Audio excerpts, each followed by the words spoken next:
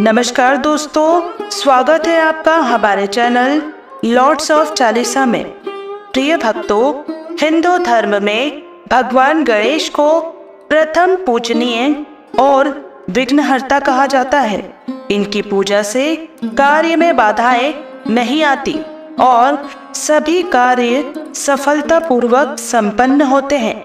रिद्धि सिद्धि के दाता कहे जाने वाले भगवान गणेश की पूजा के लिए बुधवार का दिन अति उत्तम माना जाता है।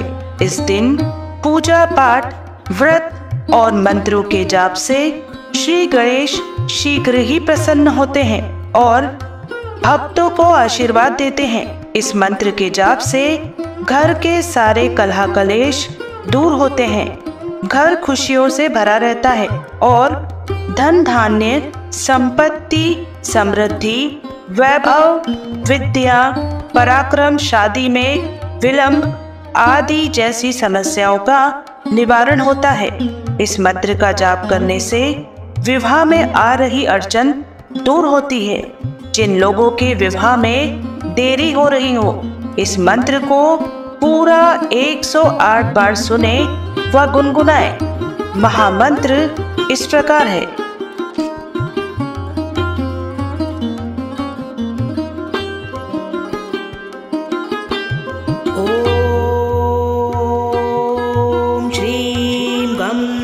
सौम्याय गणपतये वरद सर्वजन में सम्मिताय मम विवाह कुरु स्वाहा। ओम श्रीं गं सौम्याय गणपतये वरद सर्वजन में सम्मिताय मम विवाह कुरु स्वाहा। ओम श्रीं गं सौम्याय गणपतये वरद सर्वजन में सम्मिताय मम विवाह कुरु स्वाहा। ओम श्रीं गं सौम्याय गणपतये वरद सर्वजन में सम्मिताय मम विवाह कुरु स्वाहा।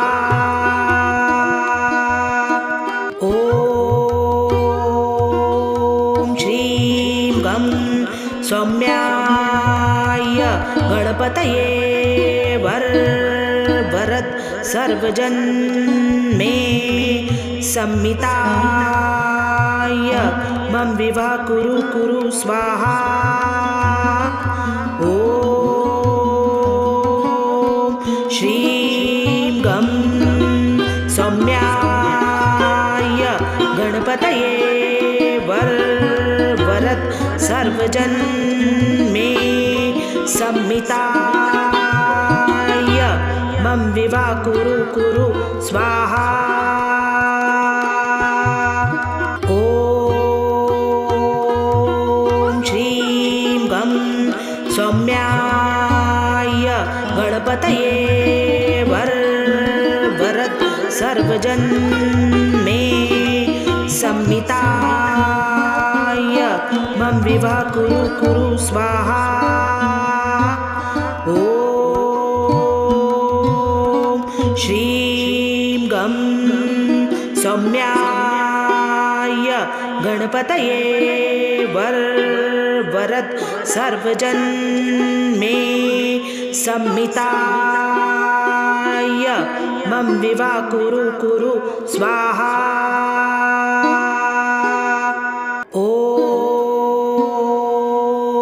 श्रीं गं सौम्याय गणपतये वरद सर्वजन में सम्मिताय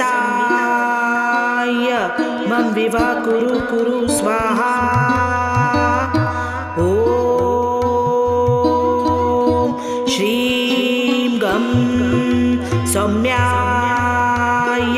गणपतये वरद सर्वजन मे सम्मिताय मम विवा कुरु कुरु स्वाहा। ॐ श्रीं गं सौम्याय गणपतये वरद सर्वजन मे सम्मिताय मम विवा कुरु कुरु स्वाहा। ॐ श्रीं गं सौम्याय गणपतये वरद सर्वजन मे सम्मिताय मम विवा कुरु कुरु स्वाहा। ॐ श्रीं गं सौम्याय गणपतये वरद सर्वजन मे सम्मिताय मम विवा कुरु कुरु स्वाहा। ॐ श्रीं गं सौम्याय गणपतये वरद सर्वजन मे सम्मिताय मम विवा कुरु कुरु स्वाहा। ॐ श्रीं गं सौम्याय गणपतये वरद सर्वजन मे सम्मिताय मम विवा कुरु कुरु स्वाहा। ॐ श्रीं गं सौम्याय गणपतये वरद सर्वजन मे सम्मिताय मम विवा कुरु कुरु स्वाहा। ॐ श्रीं गं सौम्याय गणपतये वरद सर्वजन मे सम्मिताय मम विवा कुरु कुरु स्वाहा। ॐ श्रीं गं सौम्याय गणपतये वरद सर्वजन मे सम्मिताय मम विवा कुरु कुरु स्वाहा। ॐ श्रीं गं सौम्याय गणपतये वरद सर्वजन मे सम्मिताय मम विवा कुरु कुरु स्वाहा। ॐ श्रीं गं सौम्याय गणपतये वरद सर्वजन मे सम्मिताय मम विवा कुरु कुरु स्वाहा। ॐ श्रीं गं सौम्याय गणपतये वरद सर्वजन मे सम्मिताय मम विवा कुरु कुरु स्वाहा। ॐ श्रीं गं सौम्याय गणपतये वरद सर्वजन मे सम्मिताय मम विवा कुरु कुरु स्वाहा। ॐ श्रीं गं सौम्याय गणपतये वरद सर्वजन मे संमिताय मम विवाह कुरु स्वाहा। ॐ श्रीं गं सौम्याय गणपतये वरद सर्वजन मे संमिताय मम विवाह कुरु स्वाहा। ॐ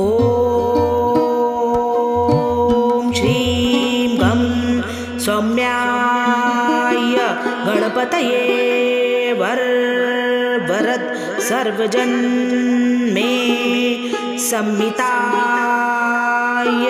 मम विवाह कुरु स्वाहा। ॐ श्रीं गं सौम्याय गणपतये वरद सर्वजन मे संमिताय मम विवाह कुरु स्वाहा। ॐ श्रीं गं सौम्याय गणपतये वरद सर्वजन मे संमिताय मम विवाह कुरु स्वाहा। ॐ श्रीं गं सौम्याय गणपतये वरद सर्वजन मे संमिताय मम विवाह कुरु स्वाहा। ॐ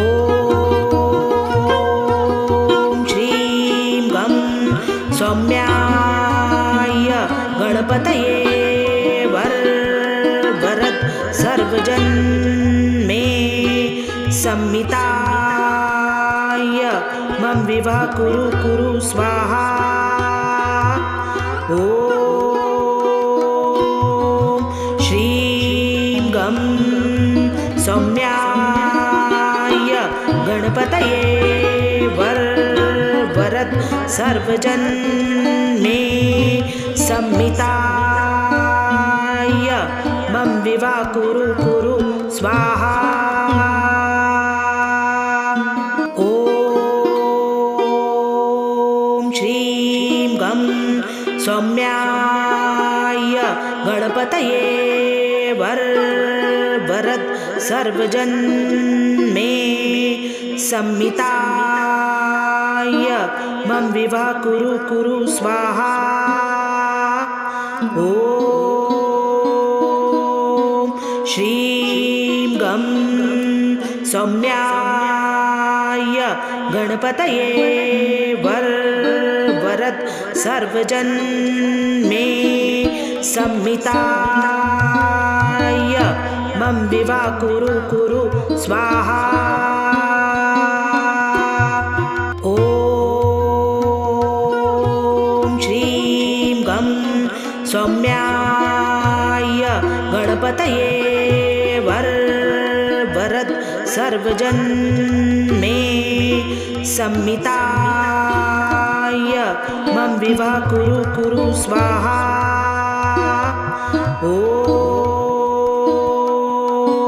श्रीं गं सौम्याय गणपतये वरद सर्वजन मे संमिताय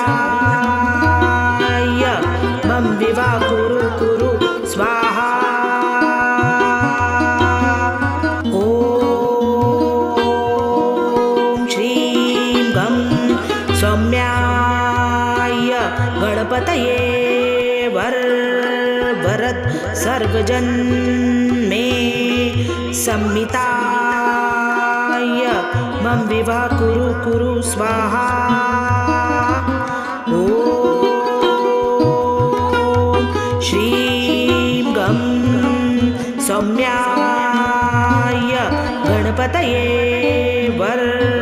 वरद सर्वजन मे सम्मिताय मम विवाह कुरु स्वाहा।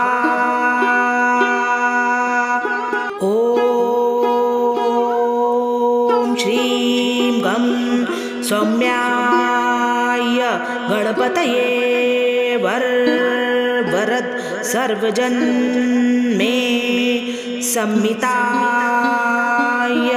मम विवाह कुरु स्वाहा। ओम श्रीं गं सौम्याय गणपतये वरद सर्वजन मे सम्मिताय मम विवाह कुरु स्वाहा।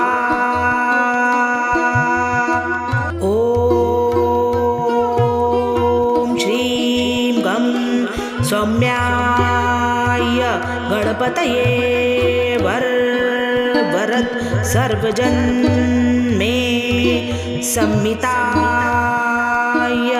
मम विवाह कुरु स्वाहा।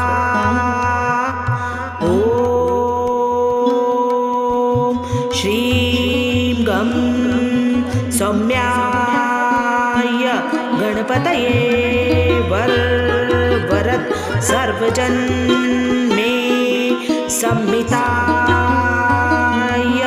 मम विवाह कुरु स्वाहा। ओम श्रीं गं सौम्याय गणपतये वरद सर्वजन मे सम्मिताय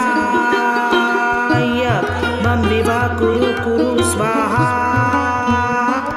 ओम श्रीं गं सौम्याय गणपतये वरद सर्वजन मे सम्मिताय मम विवाह कुरु स्वाहा।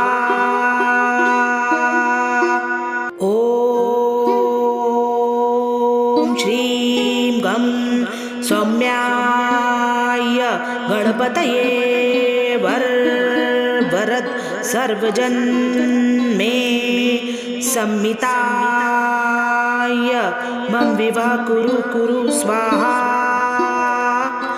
ओम श्रीं गं सौम्याय गणपतये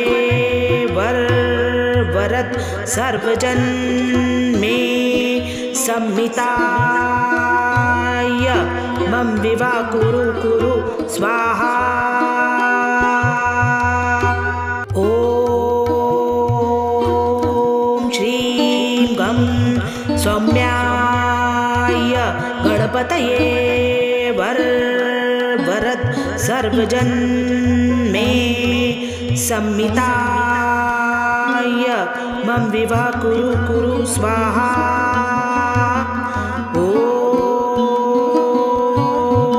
श्रीं गं सौम्याय गणपतये वरद सर्वजन मे सम्मिताय मम विवाह कुरु स्वाहा। ओम श्रीं गं सौम्याय गणपतये वरद सर्वजन मे सम्मिताय मम विवाह कुरु स्वाहा।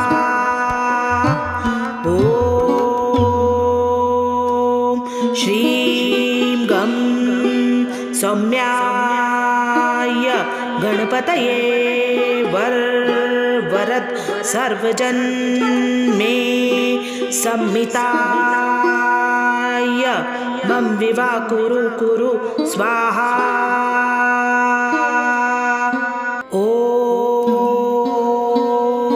श्रीं गं सौम्याय गणपतये वरद सर्वजन मे संमिताय मम विवाह कुरु स्वाहा। ॐ श्रीं गं सौम्याय गणपतये वरद सर्वजन मे संमिताय मम विवाह कुरु स्वाहा। ॐ श्रीं गं सौम्याय गणपतये वरद सर्वजन मे संमिताय मम विवाह कुरु स्वाहा। ॐ श्रीं गं सौम्याय गणपतये वरद सर्वजन मे संमिताय मम विवाह कुरु स्वाहा। ॐ श्रीं गं सौम्याय गणपतये वरद सर्वजन मे संमिताय मम विवाह कुरु स्वाहा। ॐ श्रीं गं सौम्याय गणपतये वरद सर्वजन मे संमिताय मम विवाह कुरु स्वाहा। ॐ श्रीं गं सौम्याय गणपतये वरद सर्वजन मे संमिताय मम विवाह कुरु स्वाहा। ॐ श्रीं गं सौम्याय गणपतये वरद सर्वजन मे संमिताय मम विवाह कुरु स्वाहा। ॐ श्रीं गं सौम्याय गणपतये वरद सर्वजन मे संमिताय मम विवाह कुरु स्वाहा। ॐ श्रीं गं सौम्याय गणपतये वरद सर्वजन मे संमिताय मम विवाह कुरु स्वाहा। ॐ श्रीं गं सौम्याय गणपतये वरद सर्वजन मे संमिताय मम विवाह कुरु स्वाहा। ॐ श्रीं गं सौम्याय गणपतये वरद सर्वजन मे संमिताय मम विवाह कुरु स्वाहा। ॐ श्रीं गं सौम्याय गणपतये वरद सर्वजन मे संमिताय मम विवाह कुरु स्वाहा। ॐ श्रीं गं सौम्याय गणपतये वरद सर्वजन मे सम्मिताय मम विवा कुरु स्वाहा। ॐ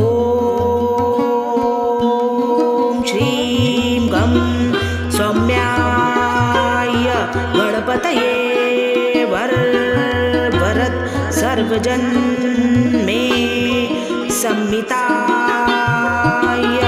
मम विवा कुरु स्वाहा। ॐ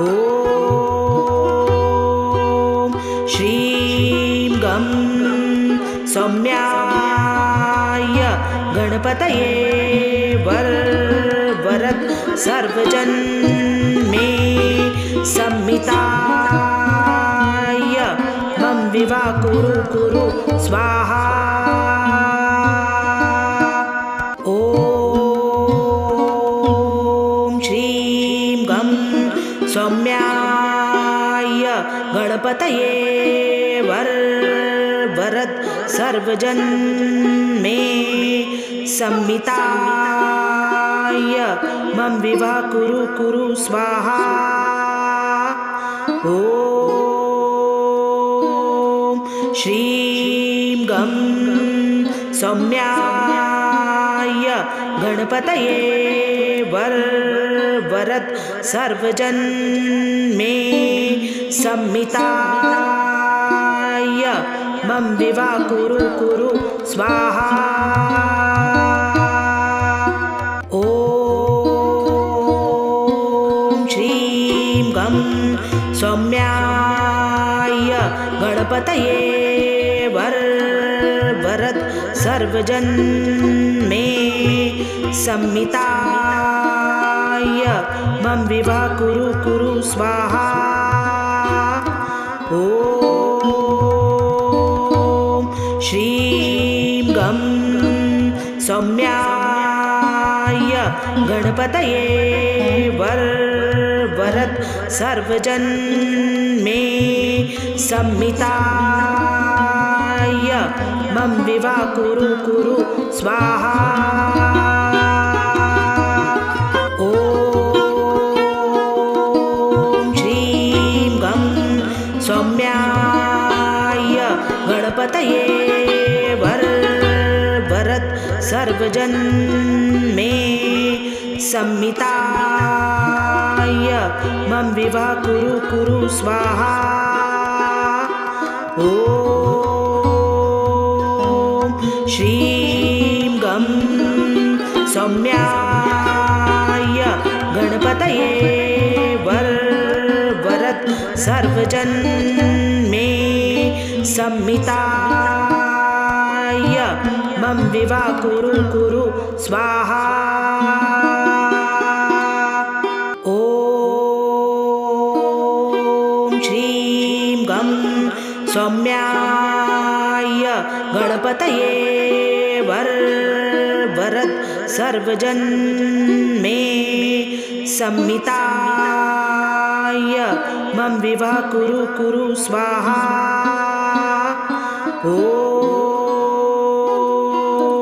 श्रीं गं सौम्याय गणपतये वरद सर्वजन मे सम्मिताय मम विवा कुरु स्वाहा। ॐ श्रीं गं सौम्याय गणपतये वरद सर्वजन मे सम्मिताय मम विवा कुरु स्वाहा। ॐ श्रीं गं सौम्याय गणपतये वरद सर्वजन मे सम्मिताय मम विवा कुरु स्वाहा। ॐ श्रीं गणपतये वरद सर्वजन मे सम्मिताय मम विवाह कुरु स्वाहा। ॐ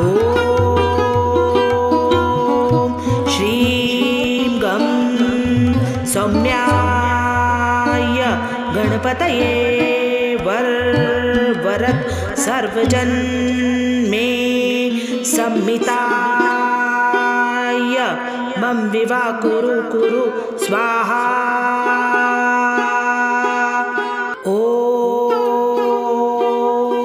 श्रीं गं सौम्याय गणपतये वरद सर्वजन मे सम्मिताय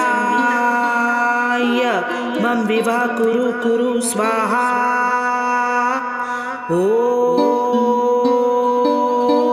श्रीं गं सौम्याय गणपतये वरद सर्वजन मे सम्मिताय मम विवाह कुरु स्वाहा। ॐ श्रीं गं सौम्याय गणपतये वरद सर्वजन मे सम्मिताय मम विवाह कुरु स्वाहा। ॐ श्रीं गं सौम्याय गणपतये वरद सर्वजन मे सम्मिताय